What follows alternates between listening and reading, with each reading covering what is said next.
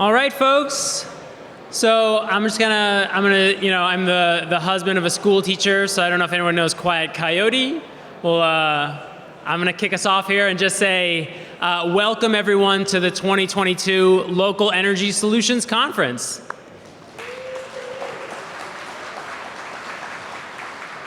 I'm fairly certain I can say this is the biggest crowd that we've had, although this great big room, it's amazing how quickly the crowd sort of vanishes into the woodwork. So thank you so much, all of you, for being here. Thank you for bearing with us as we figured out the triaging of the tickets at the last minute. For those of you who got your tickets confirmed last night at the 11th hour, thank you for coming and thank you for being flexible. We are genuinely delighted to have all of you here. And thank you all for all of your support to Clean Energy New Hampshire. In particular, I think we'll say thank you to the sponsors in just a moment, but really it is this community that makes this all happen. It's the community of folks who are engaged in these issues that are going to help us make progress. So I'm going to one last time I'm just going to provide a few opening remarks to maybe set the context for where we're at today, and hopefully this is not too dour to kick off on this note, but I just want to remind everyone what we're confronted with right now at this time, which is that this truly is a fairly historic moment in the energy sphere. There is no one single cause for how we got where we are today, despite what you might hear pundits claiming. But it is clear that the next year, this winter, and the year to come are going to be painful for a lot of people. These figures are from Europe, where obviously the reliance on Russian gas was more acute than it is here, but the US is not far behind. This is from a Bloomberg article. There are 1 in 6 American homes are currently behind on their electric bills. I don't know if there's anyone in this room necessarily who falls into this group, but I think it behooves us all to remember that the prices that we're seeing right now are going to hurt a lot of people. They're going to ruin some people who are on the edge. So I think that's the context that we all need to keep in our minds today. The energy transition is coming, but it has to be affordable. So this slide is data from 2010 to 2020. I'm sure that once we see the numbers for this year, this will rise. Energy is was the fourth largest expenditure in most households in the United States, more than food. And this year I would imagine that we will see that bump up to perhaps the second highest expenditure in most households, more than food and more than their cars, which for Americans I'm sure is a bit of a wake-up call. The impacts of this, I think, will be far-reaching. This is data from the Roosevelt Institute. Especially since the 70s, every economic recession has been preceded by a huge spike in energy prices, like the one that we're seeing today. So again, hopefully not starting off the conference getting everyone on a down note, because I think there's a difference between the 70s and today, which is that now there are alternatives to fossil fuels that have come down historically in prices in ways that many very smart people did not predict would happen. This is not a solution for the near term because we have to build our way out of this. These resources will not come online quickly, but they will come online.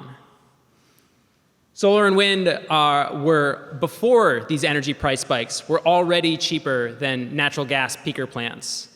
That is obviously these are intermittent resources, but that intermittency is a problem that we will solve. And you will hear more about that today from all the speakers and all the sessions throughout the course of the day. So look around you, look at the people at your table. You're probably sitting with your friends, maybe not. If you're sitting with people you don't know, get to know them, because the people in this room are the ones who have the solutions to the problem I laid out at the beginning in the Granite State. So along that vein, a moment to thank our sponsors, particularly our platinum sponsors, GDS Associates, Calpine Energy Solutions, Standard Power, and VHB.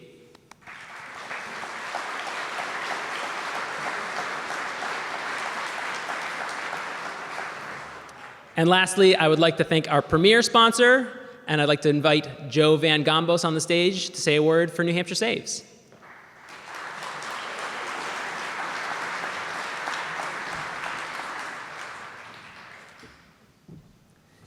Thanks very much, Sam. I know I've got to be brief and energetic here, so we'll rip through this one. But I just want to say, as Sam said, I'm Joe Van Gombos. I work for Unitil on the implementation team for our commercial energy efficiency programs. And I'm really excited to have just a few minutes to address this full house as an advocate for the foundational role that efficiency has to play in New Hampshire, in New England, and frankly, our country and world. Before I dive into the specific role that energy efficiency plays in New Hampshire, I'm going to zoom way out and present one data point that I'm sure is going to amaze and inspire, despite some of the current challenges that Sam just laid out for us. This is a data point that I picked up from a state rep out of Portsmouth while attending a recent offshore wind summit in Portsmouth. And here it is. Since 1980, the United States national energy intensity has decreased 50%, and it's projected to continue falling for decades ahead.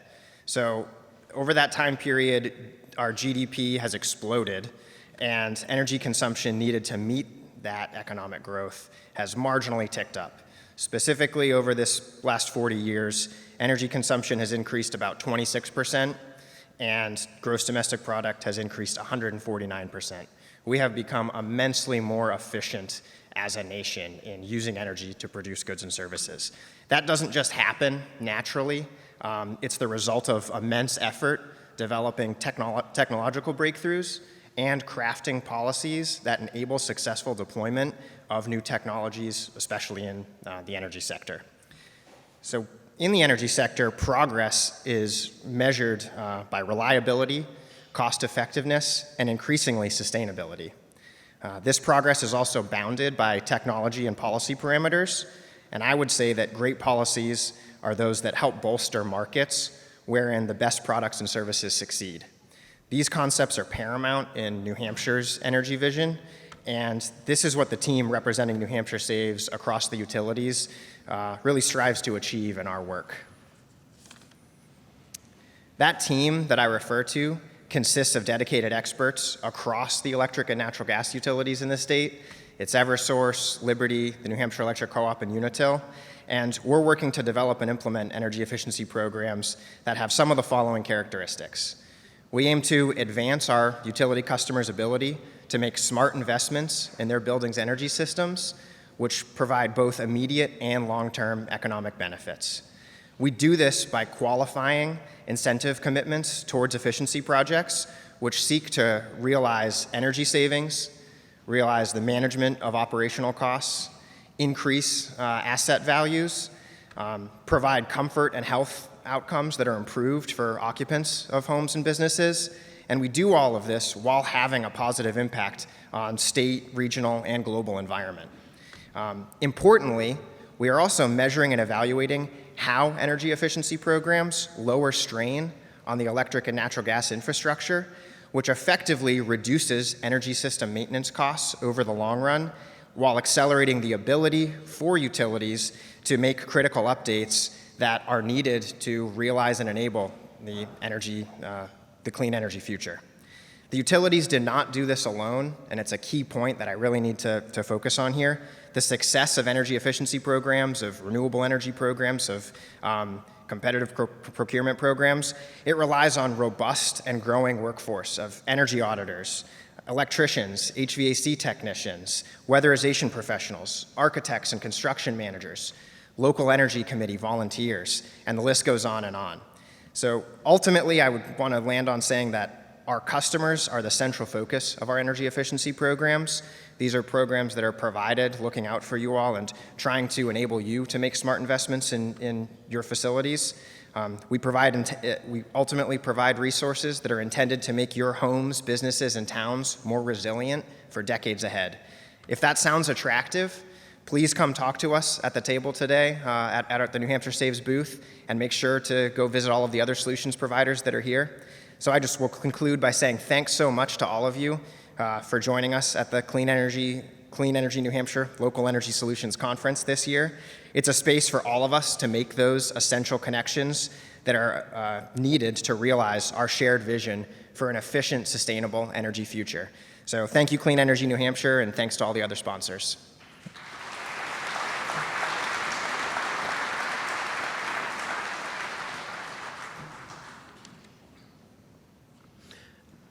So I'd like to take just a brief moment here to brag about Clean Energy New Hampshire, to talk about where things are at our organization, where we'd like to be in the future, and how you all are a part of that. There are a lot of new faces at Clean Energy New Hampshire. I've been told that over and over the course of the past year. Of course, myself, our Deputy Director, Beth Sansucci, and our Program Coordinator, Josh Singer, were all new faces last year. This year, we have a whole new set of new faces. Chris Skoglund joined us as the Director of Energy Transition, taking over our regulatory work.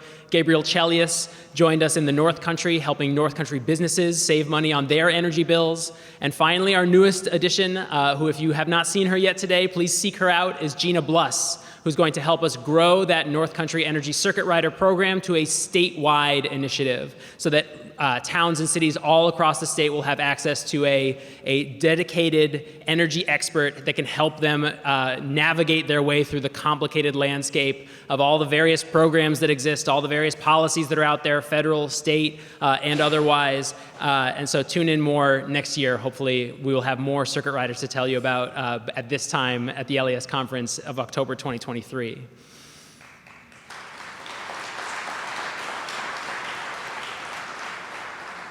This is an initiative that we did this past summer with a UNH Sustainability Institute fellow. We'll be rolling this out shortly in final form. It is a toolkit that will be available to municipalities to help them figure out how to install public electric vehicle charging in their towns. What are the hurdles? What are the available programs to help them get there?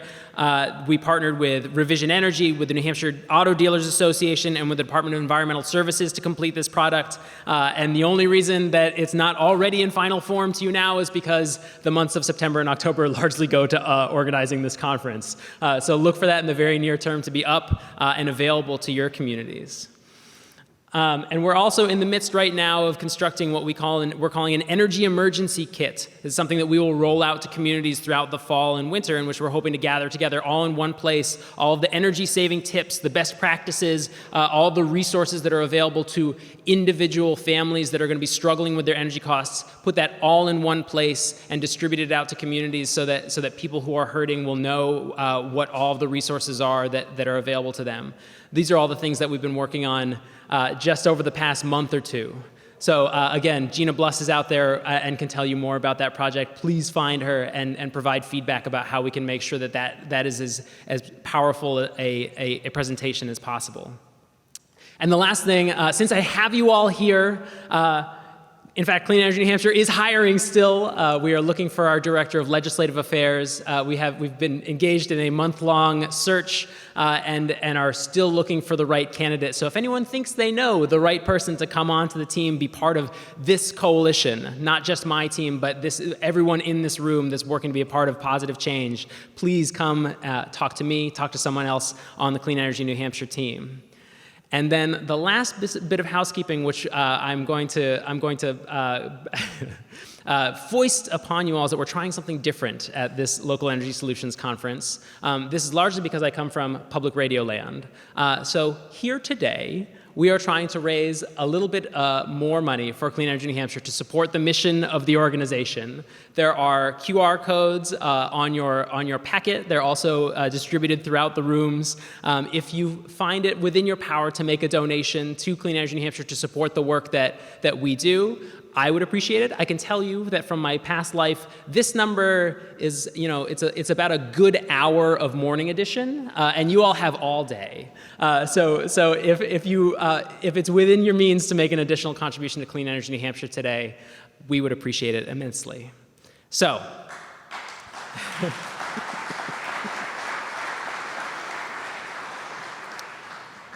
Without further ado, our keynote is Katie Theoharides. Katie is the head of RWE Renewables Offshore East. She's overseeing all offshore wind development activities for RWE, from the Gulf of Maine to the Gulf of Mexico.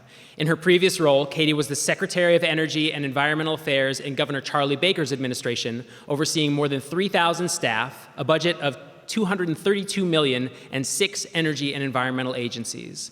In this role, Katie worked to help establish the first utility-scale offshore wind farm in the country, the 800-megawatt Vineyard Wind project, followed by the subsequent procurements for 800 and 1,600-megawatt wind farms, and the establishment of a major supply chain and port investment in the Commonwealth.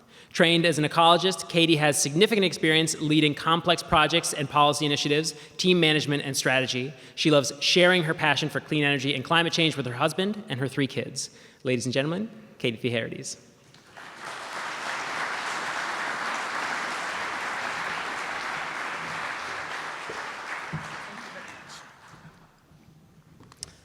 Well, thank you so much to Sam and Clean Energy New Hampshire and the conference organizers for inviting me to be here today. And thank you to all of you for letting me come across the border. It's always a pleasure to be in New Hampshire.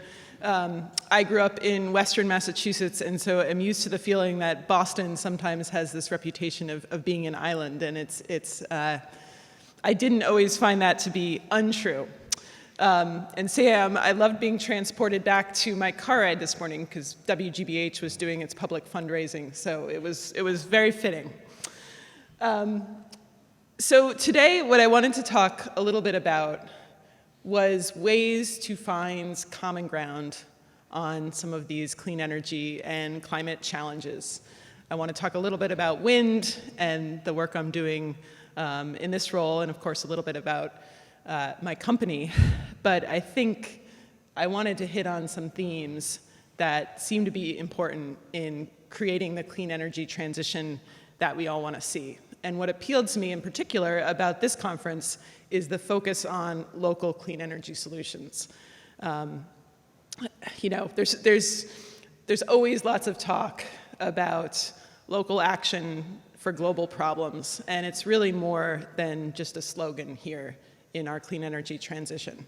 If we're not working at that local scale, engaging communities, building stronger cities and towns, and putting together a workforce in a way that's very different than anything I think we've ever done, we're probably going to fail to have the clean energy transition deliver on all of the things we want out of it. And we want a lot from it, and I think that's fair. I think that's okay to want a lot out of this transition. So as Sam mentioned, I am a recovering state government official. I know I'm in good company here today. But I do want to say a little bit about the company I joined and why I made the transition. For one thing, I was about to lose my job in January of this year.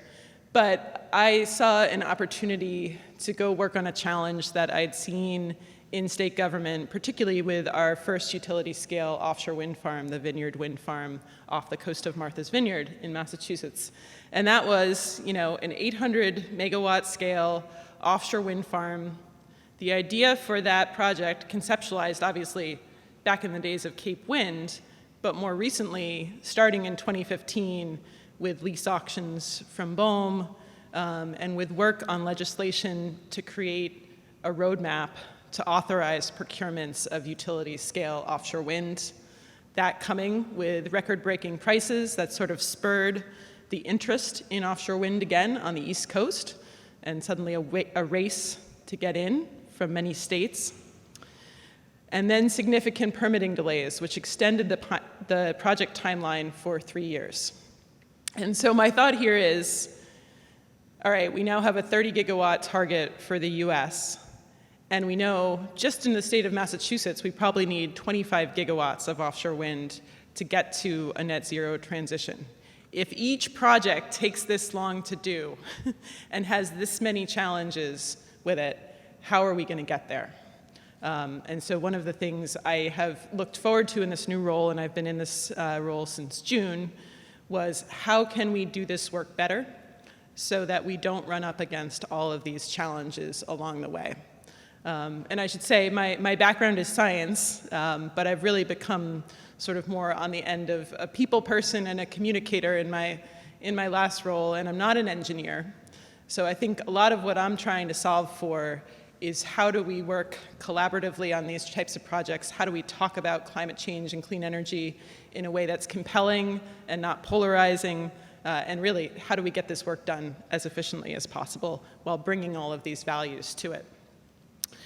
So RWE, you may not have heard of us.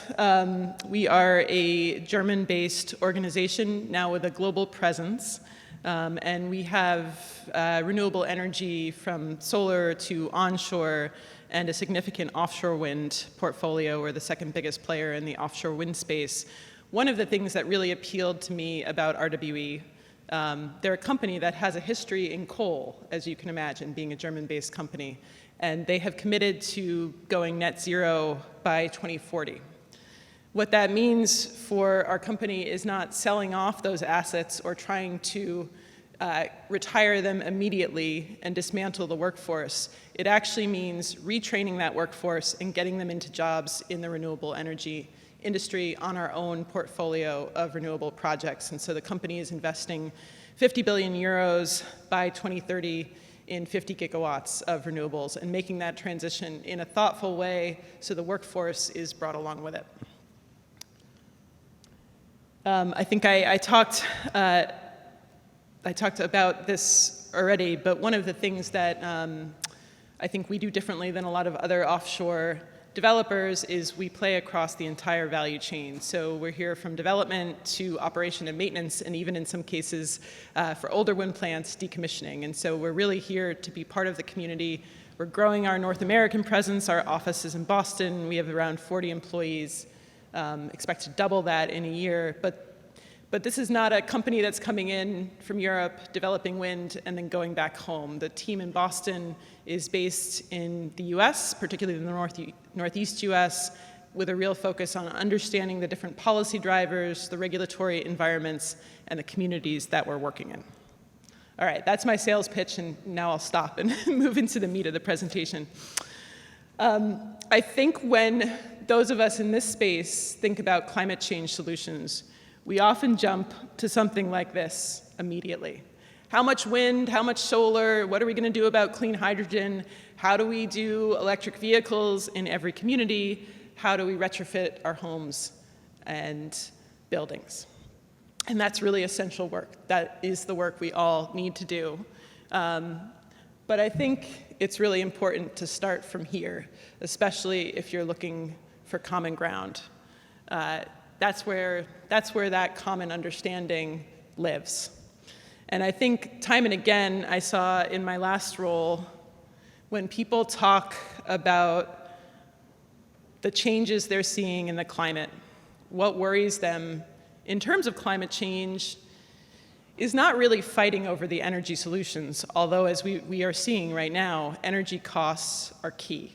And we have to be very cognizant of those. But what people think about first, I think, when they think about a hurricane of the magnitude we just saw in Florida, or some of the nor'easters we've had here in New England, or even the drought this summer, on the heels of, frankly, several summers of droughts, is they think about their children or their grandchildren, their home and their community, and their sense of place, and particularly for people like farmers and fishermen, their livelihood and their sense of place in their community and in their home. And so I think one of the ways we addressed this in Massachusetts was by building a bridge through sustainability work. And so we started back in 2016 with a municipal vulnerability preparedness program that was focused on identifying very localized climate impacts in each community across the state, understanding the vulnerabilities and challenges, and then looking at the strengths that each community had. It was a longer way to go about building support for the mitigation and clean energy solutions we'd need, but what we found was it was a very nonpartisan way to talk about climate change. How do you bring in the data and information from city and town planning departments, from municipal works departments who have seen changes in storms, who have seen changes in flooding and budgets, and things of that nature, bring that information in with climate data and really get that storytelling, and then talk about shared values moving forward to plan for the changes and the adaptation and mitigation strategies that need to be implemented. So I think, once you've had the chance to talk about the why and to agree on what's at stake and the core values, then you need to get out the roadmaps and start looking at what the transition requires. And this is a figure from our Massachusetts 2050 decarbonization roadmap. What you're looking at is the different emitting sectors and the path to net zero by 2050. And the way we define net zero in Massachusetts was mitigating down as far as we could, so around 85% emission reduction, and then looking to sequester the rest in our natural and working lands. And that was an important piece to us, not just because they're obviously hard to decarbonize sectors like airplanes and even keeping some of the gas fleet on to deal with intermittency of renewables, but also because we wanted value to be placed on the sequestration potential of our forests and working lands, because they're a key part of why we're working on climate change. If they're not there, if it's all solar fields in Western Massachusetts, we probably haven't won this climate game. And I'll say more about that in a moment. And so now we're back at this slide, thinking about the technologies that work. And I think when I see something like this, I'm thrilled to be reminded by all of the innovation that everyone in this space is doing to get to where we are now. The LCOE of so many different energy technologies has gone down so rapidly in the last 10 years, and the improvements we're seeing across technologies is really encouraging. But I think my brain doesn't necessarily go there right away. It goes to really the policies and regulations and the permitting and siting decisions, the stakeholder engagement, the community buy-in, and the infrastructure, including human resources, people, that will be needed to build this new clean energy transformation. And getting that right, in some ways, is much more challenging than getting the technology right. I am really encouraged by the passage of the Inflation Reduction Act this summer. I think many of us had put that to bed in our minds as something that just was not going to happen again. I know many of you have been working on that in some way, shape, or form over the course of history. I was down in DC for one of the first Waxman-Markey cap-and-trade attempts and saw just how frustrating it was to not be able to get climate legislation, and then have friends who've been there for years and again and again and again not getting climate legislation. And now we have significant funding to put these changes in place. But even all that funding, without a strong policy framework, without advocates, without doing this in a different way than we did our fossil fuel revolution and industrialization, and without being deliberate about how we're making the transition, all of the money in the world won't get us to the right outcome. This is my PS slide, which is that this energy transition comes with a lot of wires and new infrastructure. And I think that's a key challenge. In Massachusetts, one of the things we identified as being critical was interstate transmission. And I think that's a story across the country. And the challenge there is that many of the places that have utility scale sources of energy are disconnected from load centers. And so how do you work to do interstate transmission in a way that avoids siting challenges? We obviously had a major struggle in Massachusetts getting hydropower both through New Hampshire and through Maine to Massachusetts. And I think there's a lot of lessons that can be taken from those attempts. And it also illustrates this challenge of bringing energy across borders and making sure that we can invest in a way in all of the communities that are affected by these wires and lines. A couple other notes on sort of the infrastructure we need. I think we were seeing something like a doubling of substations needed in Massachusetts. Each of those projects has a cascading effect of the time it takes to permit, the community support and engagement, and community benefits agreements that may be needed to site those substations, often in congested locations, and the folks to do the work building them. Revision has a great ad out just in the last week or so that in the next 10 years, for every new electrician that's being trained, 2 electricians will be retiring. And so the opportunity for people and jobs is tremendous, but without specific targeted investment in that workforce and bringing young people into those jobs, we may have the climate solutions, but not have the people to deploy them. I think the challenges we've seen on transmission and large-scale renewables generally really speaks to this issue of how do we want to build this transition. We need to do it quickly. There's no doubt, to get to net zero by 2050 and avoid the worst impacts of climate change. That's my 15-minute marker, so I'm not going to talk too much longer. Keep time for questions. We need to do this in a very different way than we've done things like this in the past. And I think this means working at a time like this to keep costs down as low as possible and make sure we are not hurting working families as we make this transition.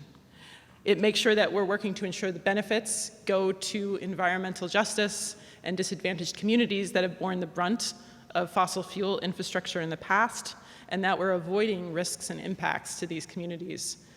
It also means we're actively transitioning the old workforce into new jobs while training young people and putting that infrastructure in place. And it really means, and this is critical, that we need to get involvement from all stakeholders early and often. And just as we're talking about the excitement of offshore wind and solar and electric vehicles, we need to talk about transmission because it's entirely essential to doing this. No one wants to talk about it. It's not sexy. It's not that interesting to most people. We need lines and wires to make the connections to this electricity and to save costs. Transmission, we found, was one of the key cost savers in our strategies across scenarios in Massachusetts. So people and policy really matter, and this is something I'm very happy to get into in the question and answer session.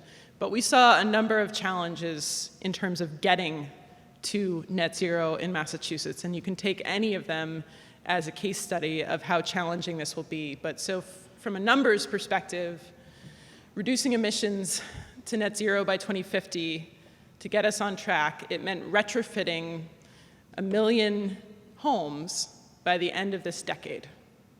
And so similar housing stock in New Hampshire and Massachusetts. The key to reducing emissions in the building sector was, yes, we have to work on our building code and not build new houses that are inefficient, and we worked on that. But even more importantly, we have to find a way to get into everyone's home and make it efficient. 1 million of those by the end of the decade. And that's a challenge. It's a challenge in terms of low-income homeowners who often aren't our most active in our Mass Save program. So we've done a lot to restructure the Mass Save program to reach out to historically disadvantaged and low-income homeowners who haven't participated.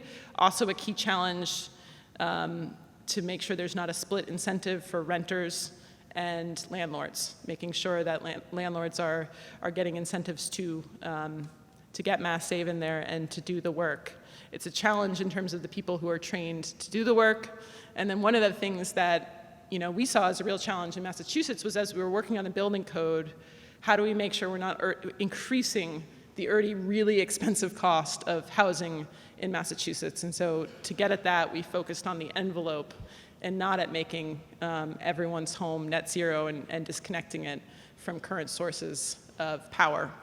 Although there is a pilot now that's looking at fully net zero households in Massachusetts, and the requirement there is that you have to have met your affordable housing targets in the community already. But it's a key challenge, I think, and you can look at it across different sectors. I think another one that we spent a lot of time on was with solar. How do we disincentivize greenfield solar in Western Massachusetts away from load centers, and how do we bring more of that solar into harder to build urban environments closer to load, which benefits everyone, but is going to require significantly more incentive to get it there than doing greenfield solar out in Western Massachusetts. So these are some of the kinds of challenges I see as continuing challenges moving forward. I mentioned investments in communities. This is Brayton Point, where there used to be 2 coal cooling towers. They were collapsed in 2017. And in the interim, everyone saw this as a good opportunity for wind. The wind hadn't quite landed. The delay in Vineyard Wind meant that a tower building facility that was supposed to go there wasn't able to locate. But eventually, with our 3rd round of procurements, we now have a cable manufacturing facility coming in, and there were investments to do this on the state side, on the developer side, obviously on the company side, but there will now be a net zero facility, no dust, no noise, and no emissions going into this once industrialized coal facility. And so these are the opportunities. That's not a great picture of a community, but just a site that is within an environmental justice community where the outcome from wind will be bigger for that community than just the green electrons on the lines. I think one of the other key pieces here that I really see as important for states who are going after offshore wind is investing in this green job transition to make sure that workers within local communities in a state are able to compete and play in those jobs. We did a lot of work on this in Massachusetts, directing about $13 million a year now, specifically towards disadvantaged communities for job training, but also investing in programs like at our Mass Maritime Academy that has a global wind certificate program to train new workers in the field, and also for existing workforce to get training there. We're seeing this in a number of states who have procurements, are requiring either project labor agreements or other agreements to get organized labor involved, also looking at disadvantaged women and minority business owners and veterans as a key part of that. And I think this is a real opportunity for a state like New Hampshire, for other states to put on paper and into policy what you want to see from this transition. Because if we're not deliberate about it, there is a possibility that those jobs won't go to people in state, but will go either out of state or even overseas. This is a hard topic in renewables, but there is waste, right? And so one of the things that I think is really important in thinking through this is how can we continue to drive down waste streams in renewables. One of the things we're doing as a company right now is testing recyclable blades from Siemens Gamesa in some of our projects. Very excited about this, but it's a continuing challenge and something that I know startups and new technologies are working on. How do we extract the most energy from EV batteries and get the last bit that is often sent to a landfill? How do we recycle materials that go into batteries? There's a company called 6K who's doing that, one of the first battery manufacturers back on US soils. They're taking waste metal, getting paid to take it, heating it up to the temperature of the surface of the sun, and then turning it back into battery power, into lithium-ion batteries. And finally, Sam asked me to talk maybe a little bit more about enabling offshore wind for New Hampshire, particularly with the Gulf of Maine. And so the Gulf of Maine is coming up for a commercial lease auction in 2024. BOEM has now put out this entire lease roadmap for many locations in the US, and the Gulf of Maine is part of that. It's obviously a challenging area to work in with many resource conflicts in terms of fisheries, in terms of Coast Guard navigation. We are looking at this area. We're also actively engaged in a research array in Maine that will be 10 floating wind turbines. And the research question, and we're partnered with the state, is to actually understand how does floating wind coexist with fisheries, with marine mammals, with navigation, and frankly with tourism. It's well off the coast, so you can't see it, but just knowing many people use the Gulf of Maine and have used it for centuries, how do we do this right? I think some of the key enablers from what I've seen in terms of a state getting the full benefits of offshore wind in state, as I said, that workforce training starting now, having a workforce that's ready and able to be deployed as the opportunity starts coming. I think it's investment from the state, it's working with local community colleges and technical and vocational schools, and it's working with job retraining. There's also a big role for connecting the local supply chain to the opportunities to build and construct the components of offshore wind farms. We're seeing that in Maine, where we're using local concrete to form the foundations. And so it's a locally based product with a significant supply chain that already exists in state that can be retrained to supply those parts. Making funding available for infrastructure improvements. This industry is incredibly limited by the port opportunities and the other locations for supply chains. And then I think key is delivering the policy tools that make this possible. You know, we're still at the point in this industry where we really do need those large-scale, long-term procurements from the utilities to bring wind in. But having some sense of policy stability and a roadmap is really key to bringing in those values for the state. So I want to stop there and just leave time for some questions. But it's been a pleasure to be here this morning. This is a cold water stream. This is one of my whys for working on climate change. I spent my whole childhood walking up and down streams in my backyard, and they are rapidly warming, so not seeing the same species in them anymore. But I think we can all agree, you know, everyone in this room knows we have the work to do, and I look forward from hearing all of you talk later today about some of these solutions. So thank you again, and looking forward to questions.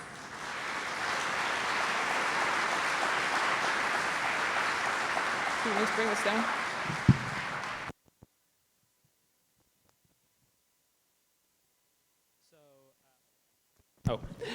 So what we're going to do, this is a new space. We have some kinks to work out in our event setup. So we have just the one microphone. So if you have a question, what I would ask you to do is please approach the stage so that Katie and I can hear it.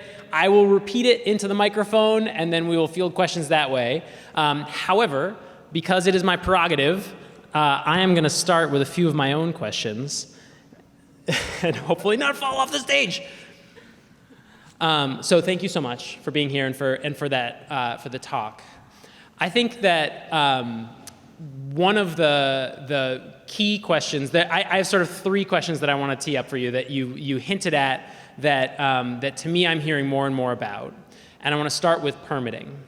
I think particularly when I look at the cost of the technologies, the energy transition feels doable and obvious.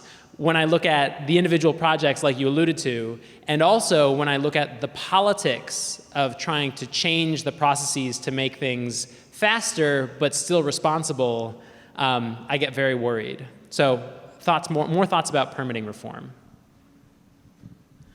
Yeah, I think permitting reform is a key opportunity and challenge that we have to work on.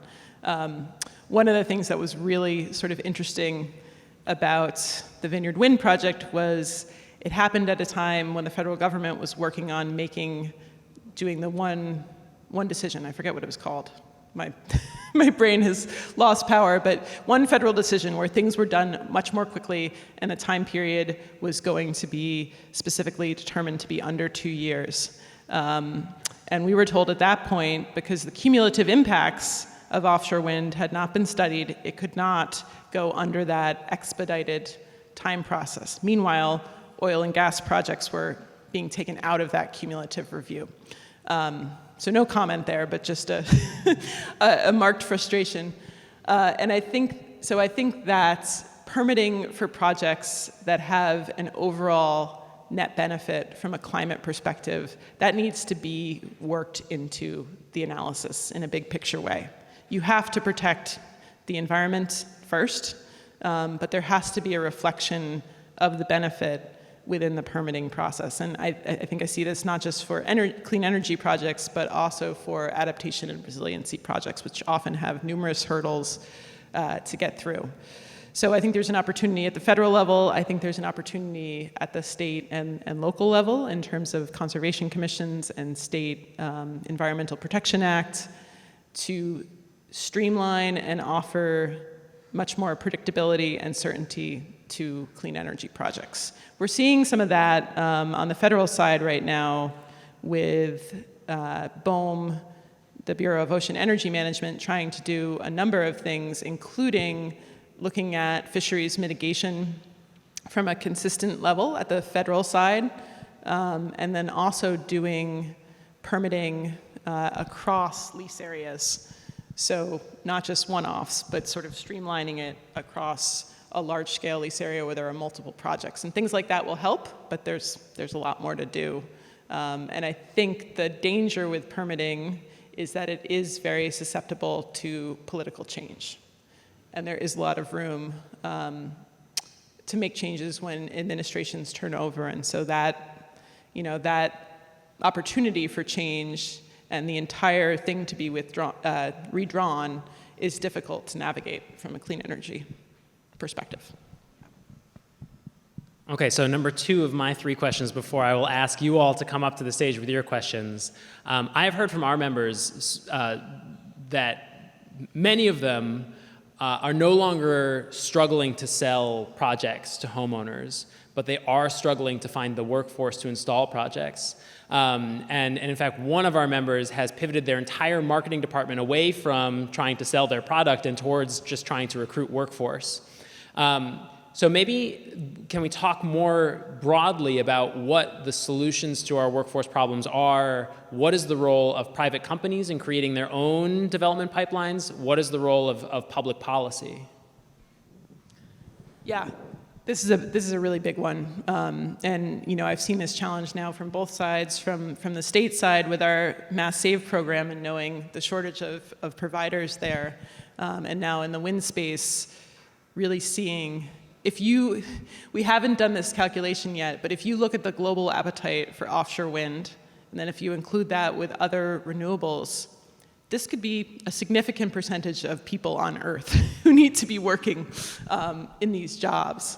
And building the interest in our young people in those jobs and giving them the tools to get that training, and then retraining existing workforce, particularly from fossil fuels into that is a key challenge. I think, number one is making sure we build the curriculums in our schools to support that. And it's not just vocational and technical schools and colleges and community colleges and training schools. It also should be something that is presented to middle schoolers and high schoolers as a real career path.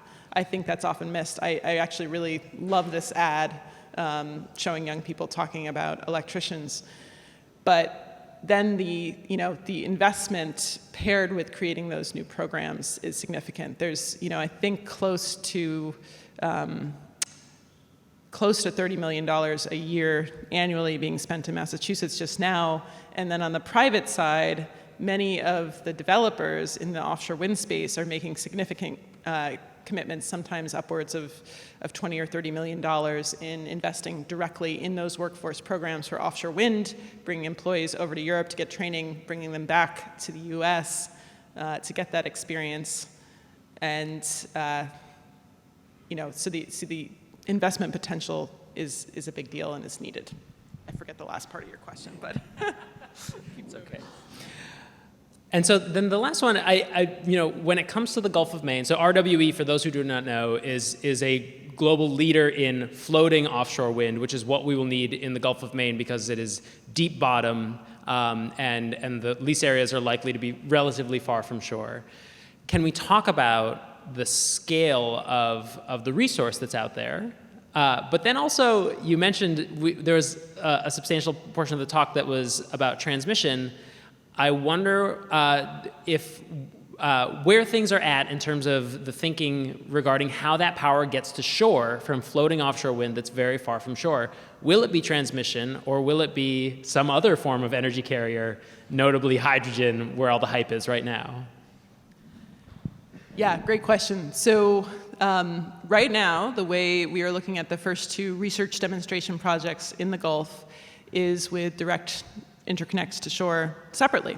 And that's the way all of the offshore wind to date in the Northeast is being envisioned, as separate connections into shore. And that is not the way we can keep moving in the future.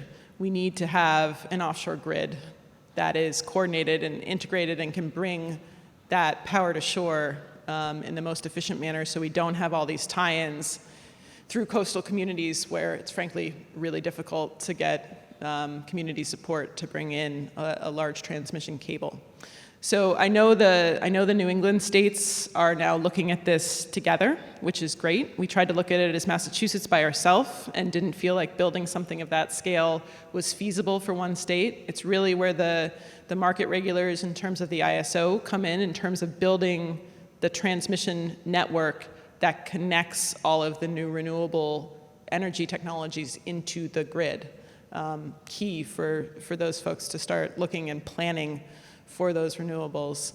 But it's a significant challenge, and the more coordinated we can be and the more easily we can figure out how to share the costs, the easier it will be to go forward. But that's pretty hard.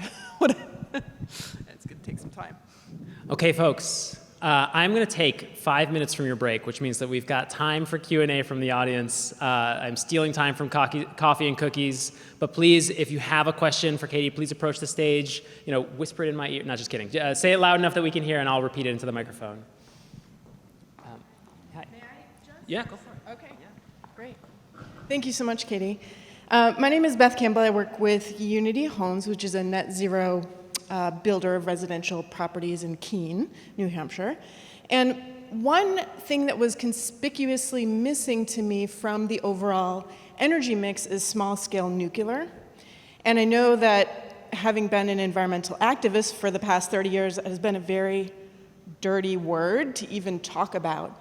And as I've progressed in my career, I've begun to understand that nuclear is actually a really important part of the energy mix, especially small scale and the developments that have happened. So I just would like to hear from your perspective, especially with renewables, what's the pulse of that? So I don't know a ton about the technology myself for small-scale modular nuclear reactors, although we did do some work with Nova Scotia in Massachusetts, and they're all about the technology, and I think there's a great opportunity there. I, myself, feel very strongly that we need to keep existing nuclear facilities that are operating safely and effectively online to help make this transition. Without the power we have, for example, from New Hampshire, from the nuclear facility, we would not hit our 2050 goals in Massachusetts. And so, I think we saw challenges, for example, with our Plymouth facility, which was having safety issues and was at the end of its life and needed to be decommissioned responsibly. But that's a significant challenge for the rest of our energy mix going forward, not having that plant online. And so where we can keep existing nuclear, I think we need to do it. I think building utility scale new nuclear is a challenge that I don't see happening, at least not in the Northeast, from a permitting perspective. But I agree, it's an important technology. One of the really cool things they're looking at right now is nuclear fusion in Massachusetts, and that's an opportunity as well. So I think there's a lot there.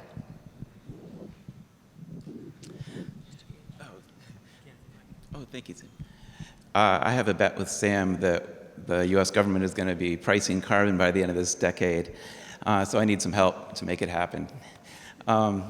So this will help just about all of the businesses that are here today, putting a price on carbon. Do you have any advice from Massachusetts on how to engage businesses in advocating for policies like that? Without carbon pricing, Janet Yellen says we'll fail to address climate change, and the IPCC mentions it 600 times in their AR6 report as necessary for mitigation. But how do we get businesses engaged in advocating for something that is a difficult sell to politicians? So I have some personal battle scars from this one, having tried to set up a regional cap and trade accord for transportation fuels in my last role. And Massachusetts and Governor Baker were all in. We were going to see a price increase on gas, which, as you can imagine, right now with energy prices where they are, would be a very difficult sell. Ultimately, the region didn't come along as a Northeast and Mid-Atlantic region to do the project. Some of it was the pandemic. A lot of it was actually the infrastructure bill replacing the funding we were going to derive from this cap and trade program. But the reason we had support in Massachusetts for the program was entirely because of the business community. So what happened in Massachusetts was we had our Environmental League, which is the League of Conservation Voters affiliate in Massachusetts, come together with key movers and shakers in the business community to support the program and to give the politicians in our state and folks like me the backing to do the work. And that group came together in a very public way. It included Bank of America, it including the Associated Industries of Massachusetts, the Mass Competitive Partnership, which is a group of major businesses, and it also included some significant local businesses. The Boston Chamber of Commerce was involved, and the Boston Roundtable. And having that wind at our back made it very much easier to go forward and talk about something as fraught as cap and trade for transportation emissions. Ultimately, we weren't willing to do it as a single state. As you can imagine, that brought up a lot of fears in terms of how close Connecticut and New Hampshire are. But for work as hard as pricing, which I'm still not confident we're going to have in 10 years. And I actually think, the IRA is tremendous, but the IRA won't help get, we're getting money now from a different source. That won't help us with pricing. So it's sort of it will be interesting to see where we are in 10 years and if we can get there. Okay. To be clear, in my bet, in John and my bet, I am not bullish on the carbon price, but I will check in with John periodically.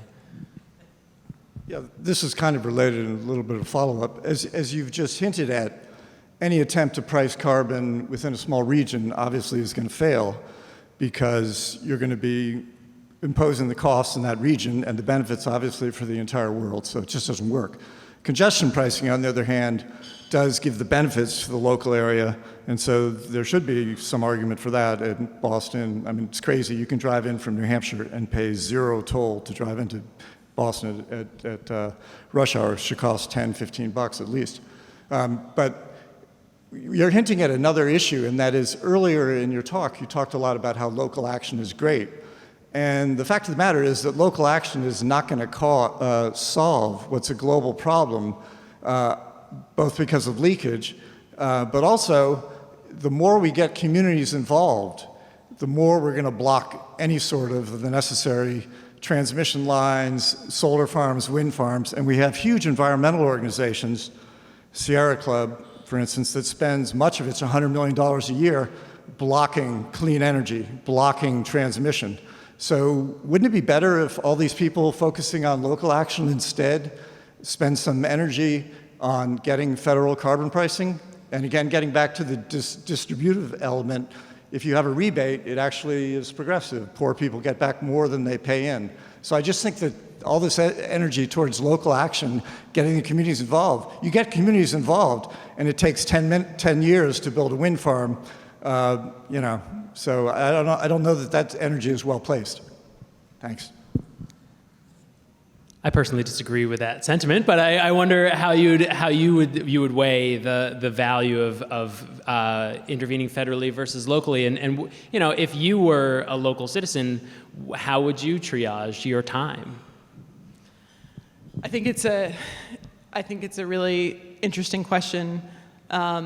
And also, I know a frustration that I personally have come up against, seeing key parts of the climate portfolio for Massachusetts essentially blocked by local communities, although often with the backing of major fossil fuel players.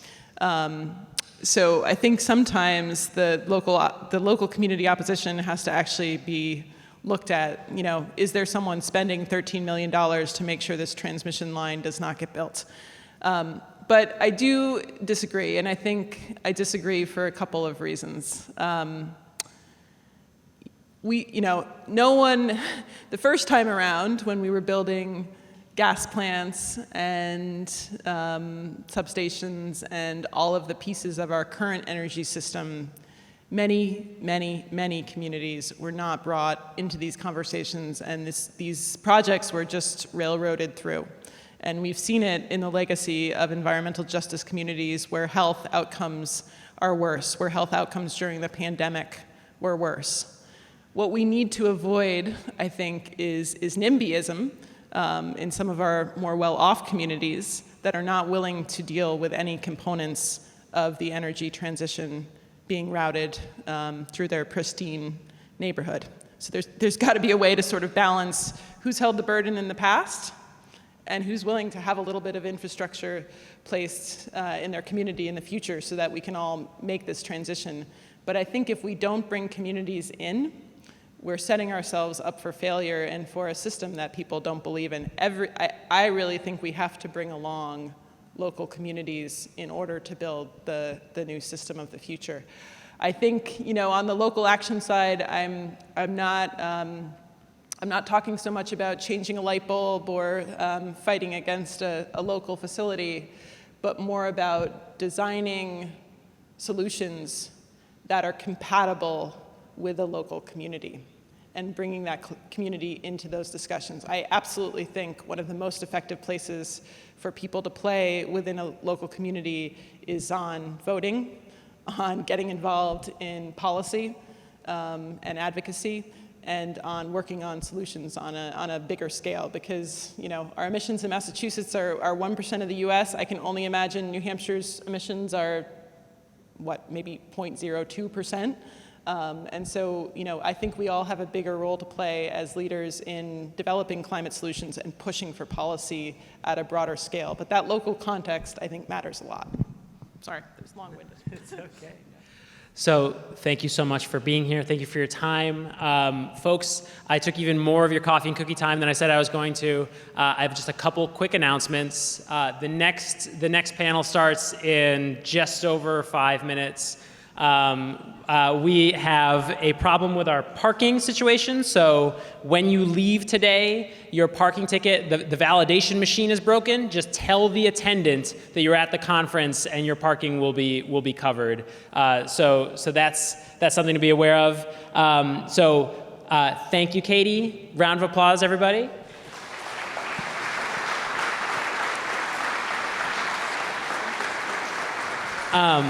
Make sure that you check out the electric vehicle ride and drive outside once the rain stops. Visit the exhibitors table, and remember, we're hoping to raise a little bit of money today. Thank you so much. Enjoy the rest of the day.